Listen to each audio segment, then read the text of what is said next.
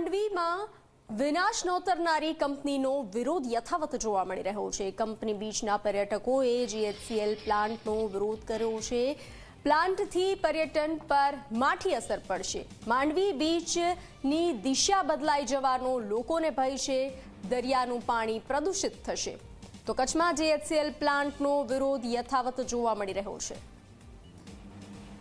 માંડવી તાલુકાના બાળા ગામ પાસે જે જીએચસીએલ કંપની આવી રહી છે, જેના કારણે અહીં બાજુમાં જ આવેલું જે માંડવીનો બીચ છે, જે સુંદર બીચ છે, અહીં લોકો ફરવા માટે આવતા હોય છે। પ્રવાસનનું સારું ક્ષેત્ર છે।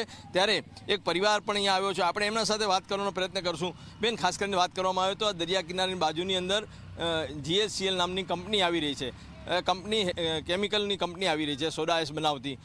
શું લાગે છે તમને કે આ કંપની આવવાથી શું ફાયદો થશે કે શું નુકસાન થશે? જે સોડા કંપની આવી રહી છે એ કંપની દરિયા કિનારે આવવું એ વ્યાજબી નથી।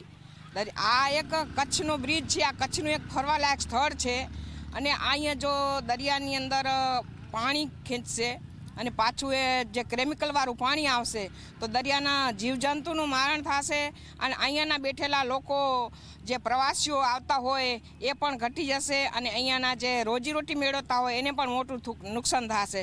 કોઈ બી રીતે આ દરિયા કિનારે કંપની આવી ન જોઈએ, અમારો પૂરો સખત વિરોધ છે આના માટે। બેન, ખાસ કરીને વાત કરો કે આપ એક ખેડૂત દીકરી છો, ત્યારે આ કંપની આવવાથી જે કોલસો કે મીઠો કે જે ઉઠશે એના કારણે ખેતીને કેવું નુકસાન થશે? કેમિકલથી આપણે જાણી છીએ, આપણે સમગ્ર પ્રજા જાણી છીએ કે કેમિકલથી ખેતીને મોટું નુકસાન થાય છે અને ખેડૂતોને પણ મોટું નુકસાન થાય છે। અને ખેતી છે એ જ એક સૃષ્ટિના જીવોને જીવાનારો એ ખેડૂતને ખેતી છે। જો ખેતીને આટલું બધું નુકસાન થશે તો એવી આ જે જમીન છે તે ફેક્ટરીને અનુકૂળ નથી અને ફેક્ટરી અહીંયા આવવી લાયક નથી, માટે આનો સખત વિરોધ કરવામાં આવે છે। હું બીજા ભાઈને પૂછવા માંગીશ કે આપ અહીંયા આગળ ફરવા માટે આવ્યા છો, કેવો લાગે છે કે અહીંયા જે દરિયા કિનારો છે એ કેવો લાગે છે? દરિયા કિનારો આ એક કચ્છનું ફરવાલાયક સ્થળ છે, બીચ છે, જેમ કે કહી એમ જે આ જો બાજુમાં અહીં આવી ફેક્ટરી પડતી હોય અને જો એનું કેમિકલ આ દરિયામાં છોડતા હોય તો એક તો દરિયા જીવને નુકસાન કરશે, પ્લસમાં જે ફરવા આવતા હોય જેમ કે માણસો કે જે ફરવા આવતા હોય એને આમાં નાહવા જાય તો એની ચામડી ઇફેક્ટમાં નુકસાન થાય છે ને અહીંયા જે જો આ કેમિકલ છોડે ને બીચ માટે જે આ ફરવા માટે આવતા હોય એ વસ્તી ઘટી જાય તો અહીંયા જે રોજગારી માટે જે માણસો બેઠા છે એમની રોજગારી ઓછી થઈ જાય અને પ્લસ આ જે વાતાવરણ દૂષિત થાય એના કારણે ખેતીમાં અને જે આજુબાજુમાં રહેતા માણસો હોય ને બહુ નુકસાની ભોગવવી પડે। એટલા માટે આ જે કંપની અહીંયા આવે એ જોઈ તો યોગ્ય જ નથી એમ।